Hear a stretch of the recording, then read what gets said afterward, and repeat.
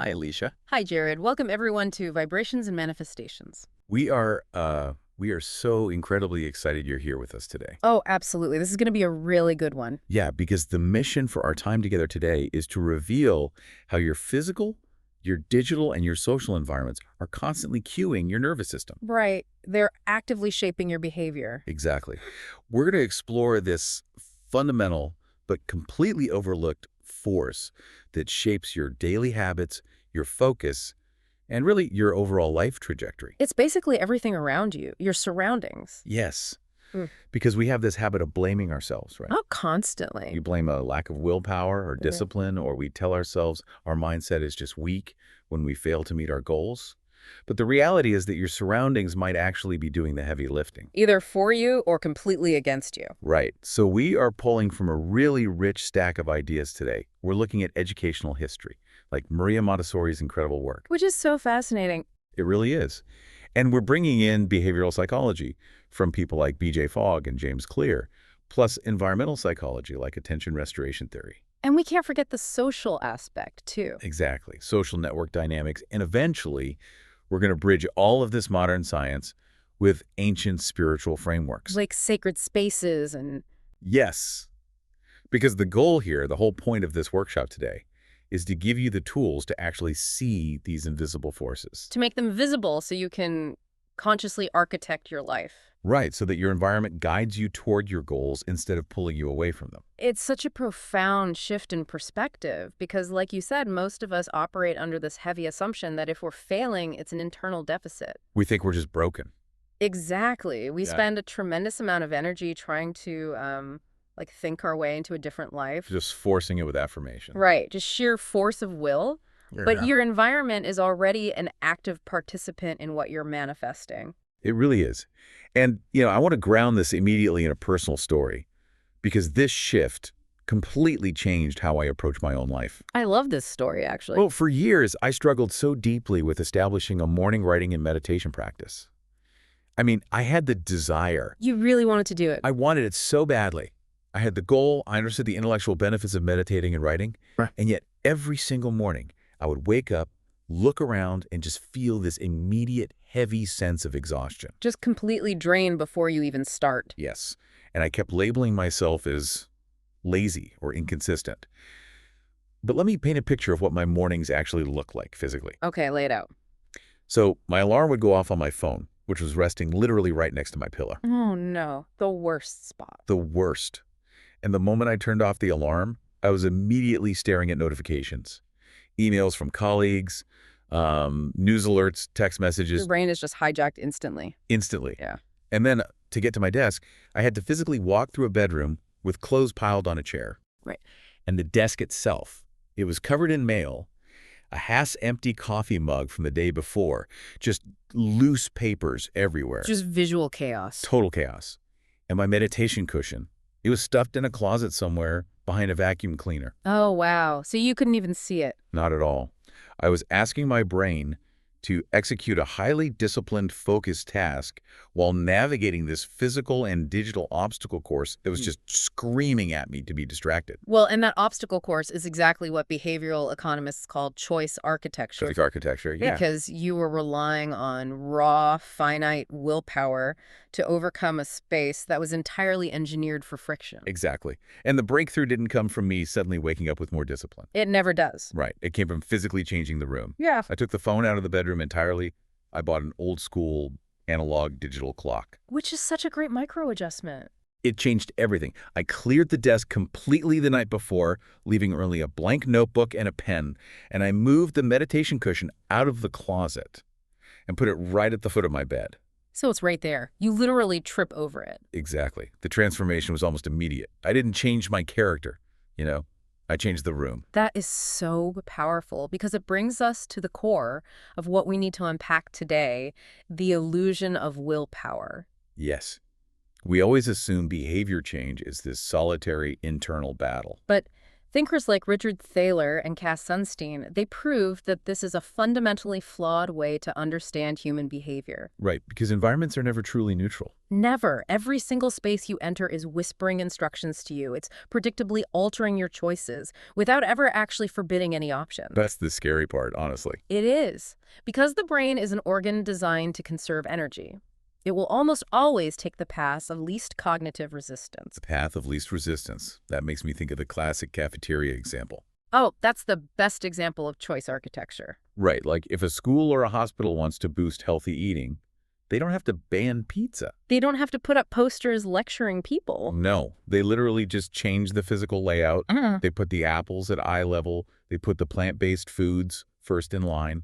And they move the desserts to a harder-to-reach shelf at the very end. Exactly. And the students or the staff, they're still completely free to choose a brownie if they want it. Right, but the environment defaults to the healthy choice. Because by the time you're in a cafeteria line, you're hungry, you're tired, your cognitive resources are low. Grabbing the apple is just easier. You're just removing the friction, and consumption of healthy foods skyrockets when you do that. We see this weaponized against us in supermarkets, too. Oh, supermarkets are basically massive psychological laboratories. They really are. They put the impulse buys the candy, the tabloids, right at the checkout aisle. Because they know you have decision fatigue. Exactly. You've made 50 micro decisions about cereal and pasta sauce, and your prefrontal cortex is just fried. So grabbing the chocolate bar requires zero cognitive effort. The environment is actively preying on your depleted willpower. But we can also use this for good. Yeah. Like in hospitals. For a long time, hospitals really struggled with getting doctors and nurses to wash their hands consistently. Which is terrifying, obviously. Right. And they tried mandatory seminars, angry memos, lecturing the staff. Nothing worked. Because they were relying on willpower and memory. Exactly. What actually moved the needle was an environmental intervention. They simply placed highly visible hand sanitizer dispensers right at the entrance of every single patient room. Oh, wow. So you literally couldn't miss it? Exactly. They reduced the friction to zero. The visual cue just triggered the action automatically. I have to pause here, though. Because when you lay out the sheer power of choice architecture like that, it brings up a really uncomfortable realization. Well, if our choices are so easily manipulated by where an apple is placed, or where a hand sanitizer bottle is mounted, does that diminish our human agency? That's a deep question. Like, are we just biological pinballs bouncing off the bumpers of our environment? It sounds like we're constantly being manipulated, like we're living in a rigged casino. It is a deeply philosophical concern, and a very valid one. The reality is we are far more influenced by our surroundings than our egos are comfortable admitting. We want to be the rational authors of our choices. Exactly. But yes, we are operating inside a casino. The layout of the room is heavily nudging us. However, recognizing this isn't a surrender of agency. It's not. No, it's the ultimate reclamation of it. You are in a casino, but you have the power to become the architect of that casino. Oh, I love that. So the agency doesn't lie in resisting the environment in the moment. Right. The agency lies in designing the environment ahead of time. Exactly. When you understand how strongly your nervous system responds to cues, you stop relying on in-the-moment willpower, which is fragile anyway. So fragile. Instead, you use your agency to rig the game in your own favor. You place the bumpers, so the pinball naturally rolls where you want it to go. To really prove how radically an intentional environment shifts behavior, we don't even need to stay in modern psychology. We could look at one of the most famous historical examples. Maria Montessori. Yes. Yeah. The early 20th century classroom. This completely disrupted how we understand human development. It's the perfect mirror for how we treat ourselves today. Because in the early 1900s, the classroom was built on an industrial model. It was literally designed to train factory workers. Exactly. The assumption was that children needed to be strictly controlled. They were viewed as these unruly, empty vessels. Let's vividly picture what those rooms looked like. The desks were heavy iron and wood, and they were literally bolted to the floor in rigid rows. Bolted to the floor. Think about that. It's wild. And the teacher stood at the front, elevated on a platform, just lecturing. And the kids were expected to sit perfectly still, hands folded, for hours. No, consider the biology of a developing child. A child's nervous system requires movement. They learn through tactile engagement. They need to touch things. Exactly. So when you place a highly energetic biological organism into an environment designed for absolute rigid stillness, There is a violent mismatch. And naturally, the children acted out. They got restless, they fidgeted, they became difficult. And what was the adult response? They blamed the kid. They looked at a restless 5-year-old and diagnosed it as a character flaw. Right. This child lacks discipline. This child is a troublemaker. Hmm. They punished the behavior, completely blind to the fact that the architecture of the room was practically generating that behavior. And this is where Maria Montessori initiated a massive paradigm shift. She asked this revolutionary question: what if the child isn't the problem? Wow. What if the environment is producing the exact behavior we are trying to correct? That is such a powerful reframe. She completely stopped trying to fix the children and started fixing the room. Yes, she developed the prepared environment. She systematically dismantled that industrial classroom. So what did she actually do?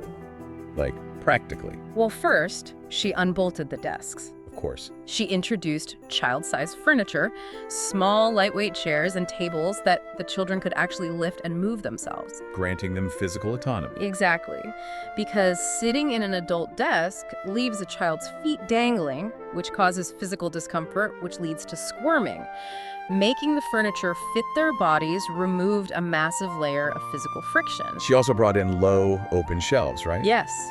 Previously, learning materials were locked away in cupboards. You had to ask an adult for permission. But with low shelves, they could access their work completely independently. And crucially, she introduced freedom of movement. The children were no longer confined to a single spot. The outcome of this redesign is what's truly staggering.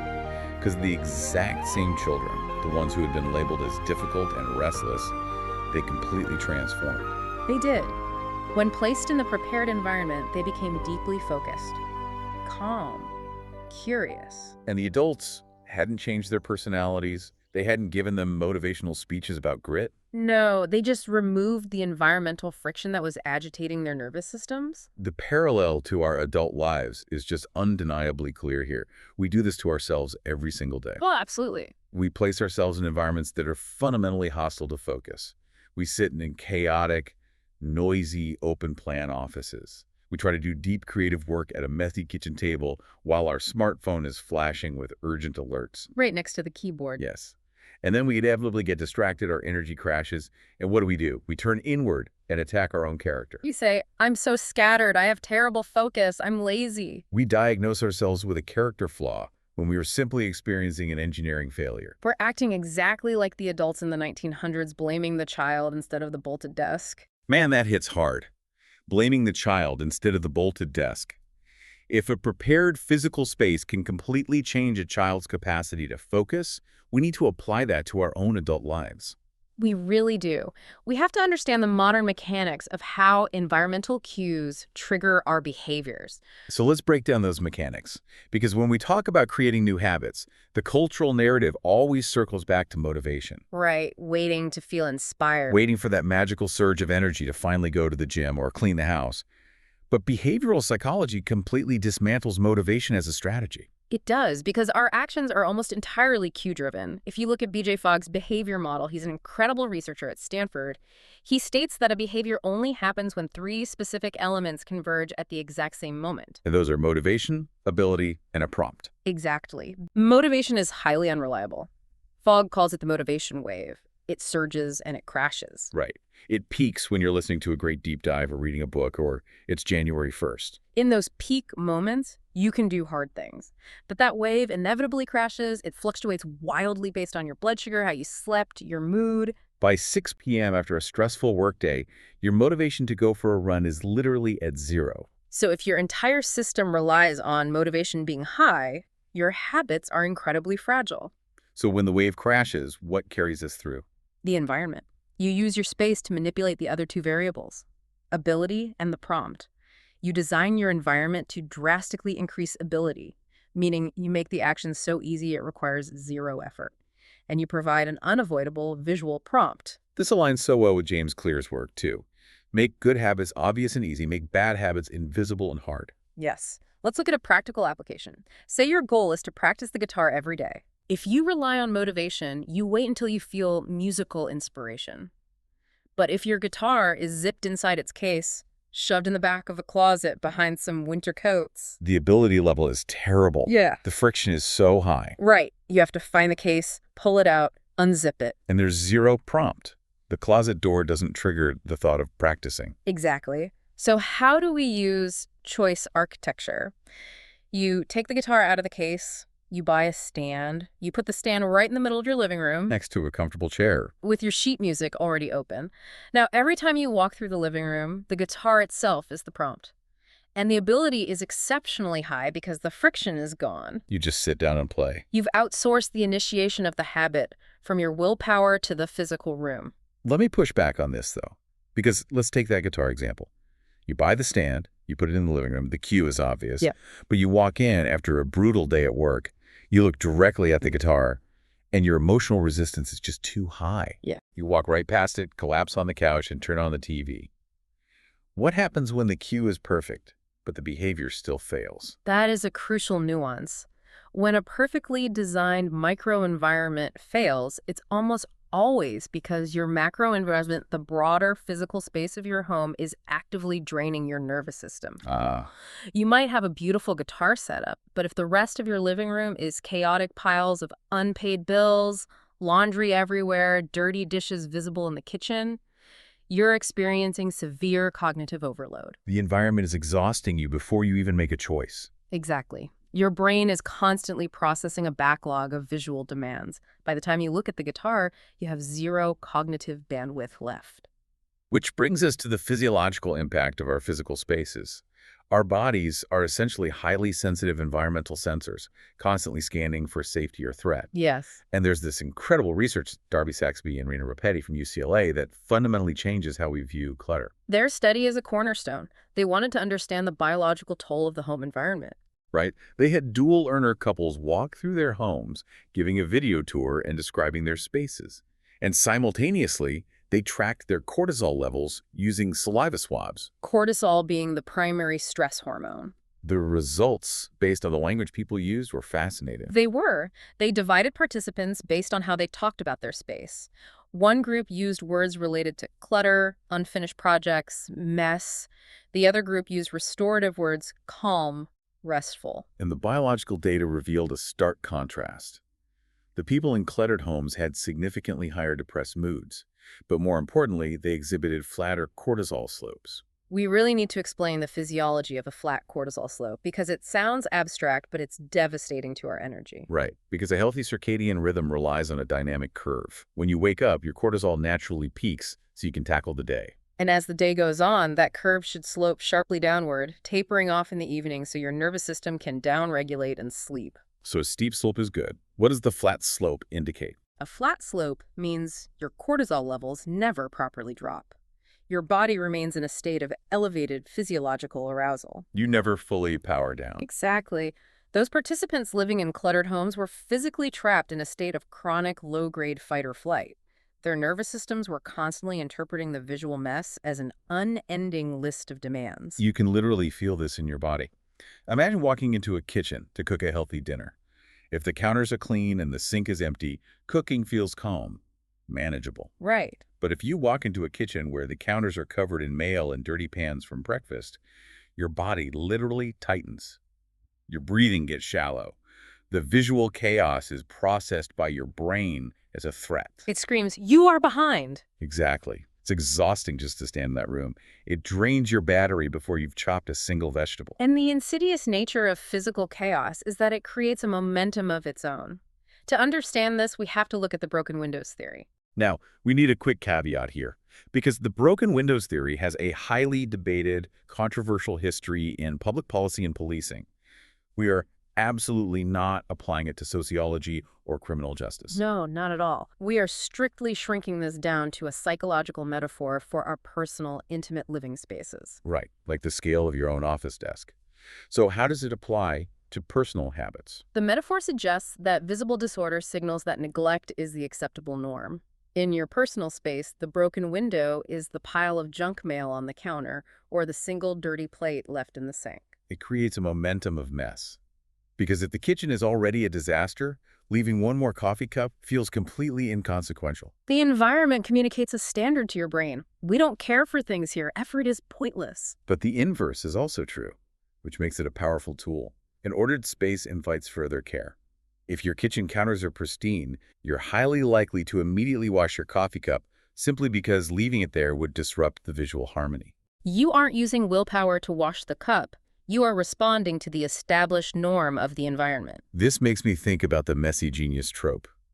Because I know you listening right now might be thinking, wait, are you saying I have to become an extreme minimalist? Do I need a magazine-perfect house to focus? Right, like Albert Einstein's desk? Exactly. Buried under feet of paper. You seem to do okay. It's a vital distinction. This is not about rigid, aesthetic perfection.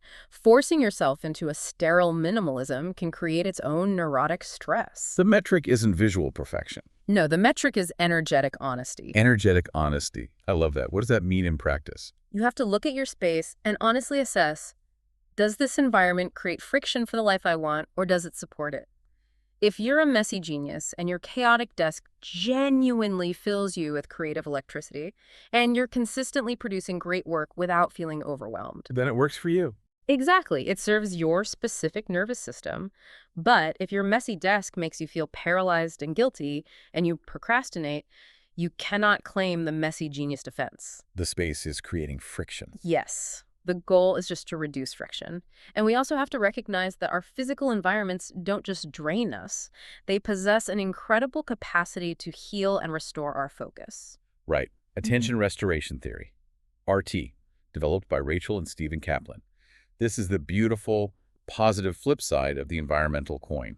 The Kaplans identified that directed attention, the laser-like focus you need to write a report or balance a spreadsheet, is a highly finite cognitive resource. It fatigues quickly. When you run out, you get irritable and distracted. It's that 4 p.m. brain-fried feeling. Exactly. But they discovered that natural environments rapidly replenish that directed attention. Nature engages a different type of attention called soft fascination. Soft fascination versus hard fascination. What's the difference? Hard fascination is when you watch a fast-paced TV show or scroll social media. It forcibly captures your attention, but it taxes your nervous system. Soft fascination is watching leaves rustle or water flowing in a stream. Or a campfire. Yes, it holds your attention gently, it provides sensory input, but doesn't require effortful focus. Because there's no cognitive puzzle to solve. The tree isn't asking anything of you. Right, so your prefrontal cortex gets a chance to rest and restore. And you don't have to go live in a cabin to utilize this. Just put a living houseplant on your desk. Position your chair near a window with natural light. These small elements actively recharge your batteries. But of course, integrating a houseplant is only half the battle, because while we try to curate these peaceful spaces, we are simultaneously inviting the most taxing, chaotic environment into our homes every single day. And it fits right in our pockets. We have to talk about the digital domain. It's arguably the most dominant environment we inhabit today. Your phone, your tablet, your inbox, these are physical spaces that you enter mentally and emotionally. But there is a massive, terrifying difference between the choice architecture of my living room and my smartphone. Oh, completely. If my living room is messy, it's just because I was careless. It isn't actively trying to manipulate me. But the digital spaces on my phone are explicitly engineered by massive tech companies, employing thousands of psychologists to capture, monetize, and hold my attention hostage. It's an asymmetrical war. The digital environment is aggressively weaponized against your focus. Carrie Stothart and researchers at Florida State University demonstrated this back in 2015. The findings of that study are just shocking. Let's break down the methodology. They had participants perform a highly demanding cognitive task on a computer. Midway through, the researchers sent automated texts and phone calls to the participants' phones, which were sitting nearby. And the crucial point is that the participants were instructed not to look at their phones. They didn't pick them up. They just heard the buzz or the ping. Correct. And yet, the mere occurrence of the notifications significantly disrupted their performance. Their error rates spiked to the same degree as if they had actually stopped the task to send a text. Because of the task switching cost. Exactly. Even if you consciously ignore the buzz, a portion of your brain's processing power is hijacked. You have an involuntary orienting reflex. Who is trying to reach me? Is it an emergency? The cognitive effort required to actively suppress the urge to check the phone drains your focus. You spend mental energy just maintaining the boundary. It goes deeper than notifications, too. The mere presence effect. Research shows that just having a smartphone visibly sitting on your desk, even face down and towered off, measurably reduces your working memory capacity. That is deeply unsettling. It's draining our batteries just by existing in our peripheral vision. It's such a conditioned cue for dopamine and anxiety. And think about how most people interact with this environment. The very first action they take upon waking up is reaching for the smartphone. The first 10 minutes of your day dictate your physiological baseline for the rest of the day. If you wake up, roll over, and immediately open a news app or an email from a stressed client or social media, you are instantly ingesting outrage, comparison, urgency, and fear. Right into your nervous system. Your body is lying in a safe bed, but your nervous system is responding as if you've been thrust into a battlefield. Yeah. Your heart rate elevates, cortisol spikes, your energy is hijacked before you've even made a single conscious choice about who you want to be that day. You've surrendered the architecture of your mind to an algorithmic feed within seconds. Imagine if you had a chaotic, screaming crowd of 1,000 angry strangers, salespeople, and politicians standing literally at the foot of your bed, yelling at you the moment you woke up. It's a horrifying image. We would never allow that physically. We'd call the police. We'd be traumatized.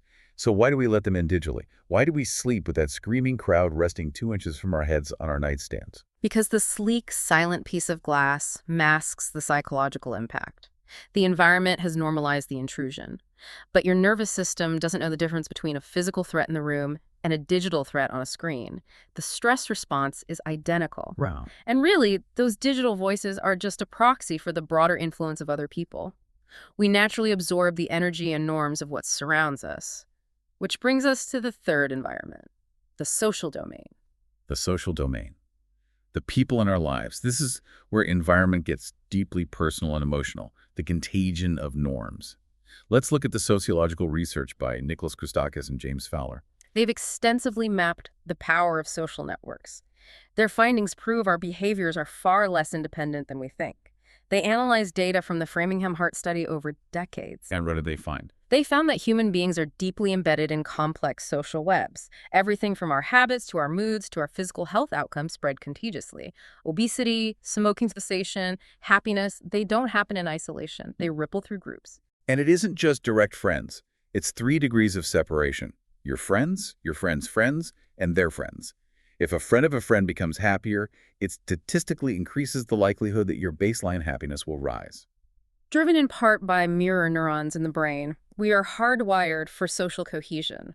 We subconsciously mirror the posture, vocabulary, emotional states, and expectations of the people we spend time with. So saying good vibes are contagious isn't just some new age metaphor. It's a rigorously observed neurological phenomenon. Absolutely. The people you spend the most time with serve as a powerful environmental cue. They shape your baseline of what feels normal and possible. If you're surrounded by a circle that speaks from fear, cynicism, or victimhood, attempting to maintain an abundance mindset requires massive energetic compensation. You're swimming upstream. We've all felt this. You're in a great mood.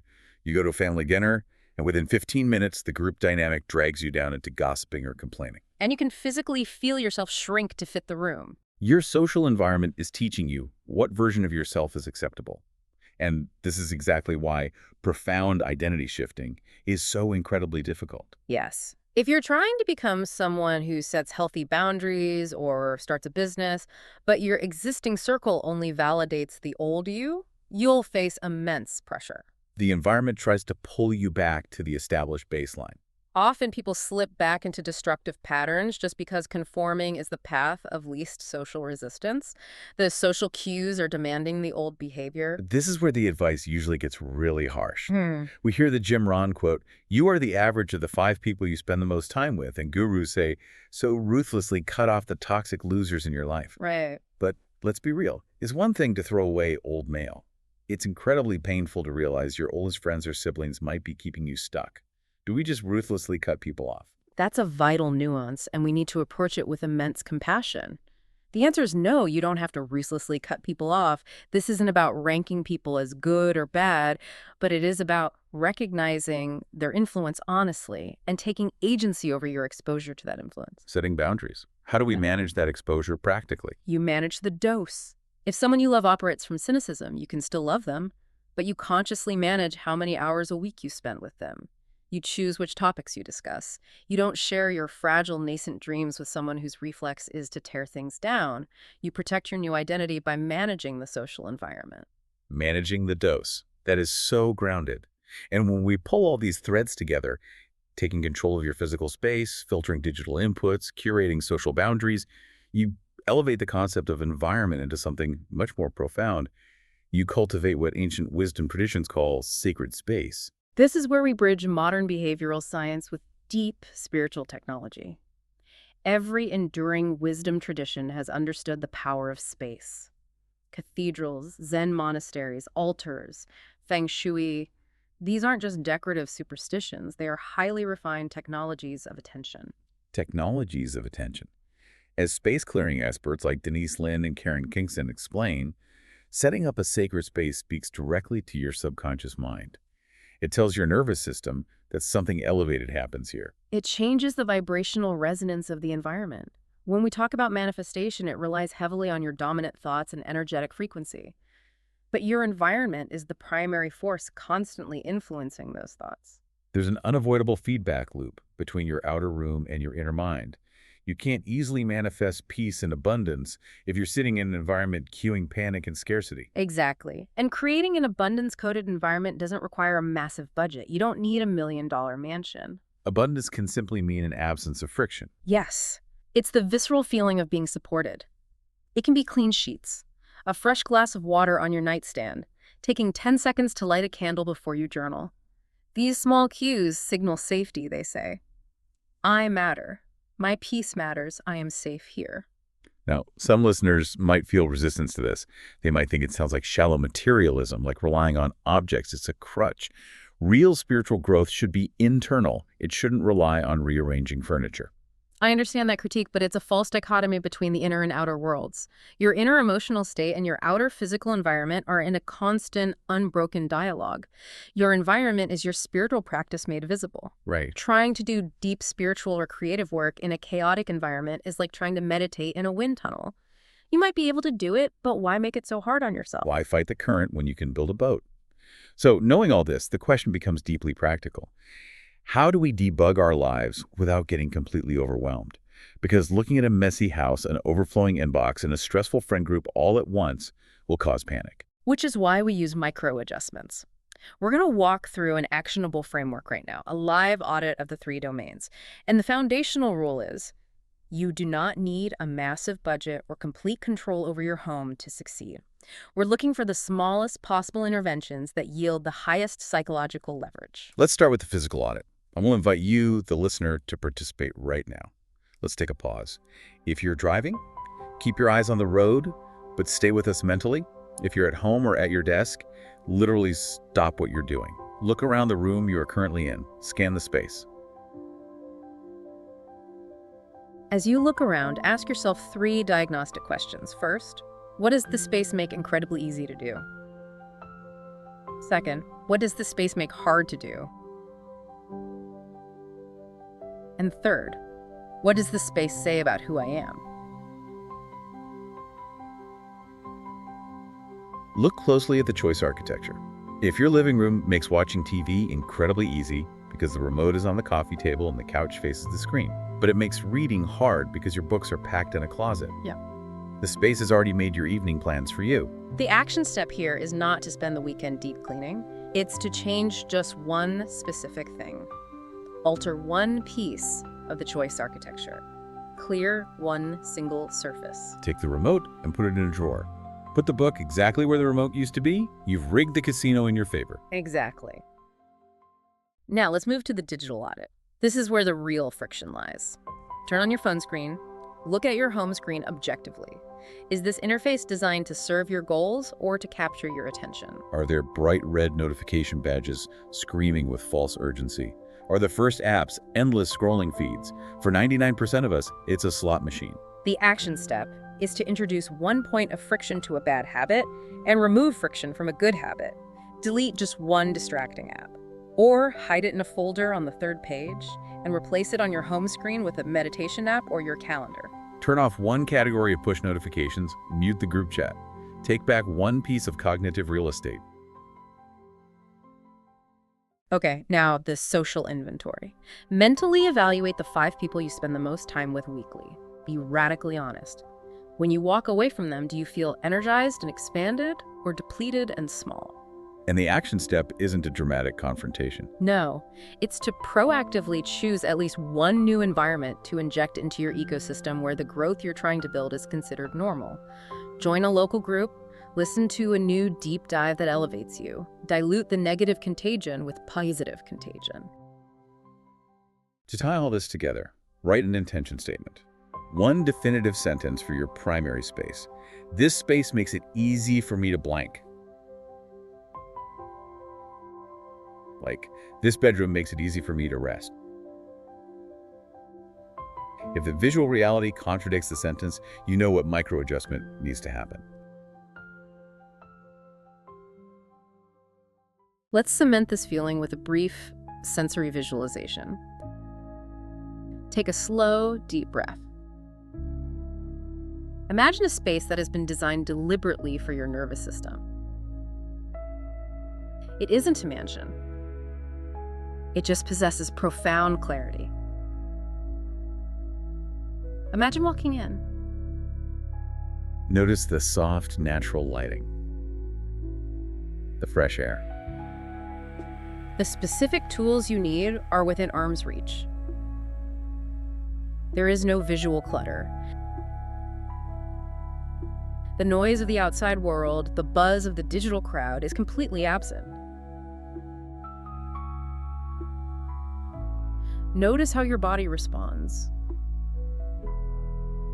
Your shoulders drop. Your breathing slows. The friction is gone.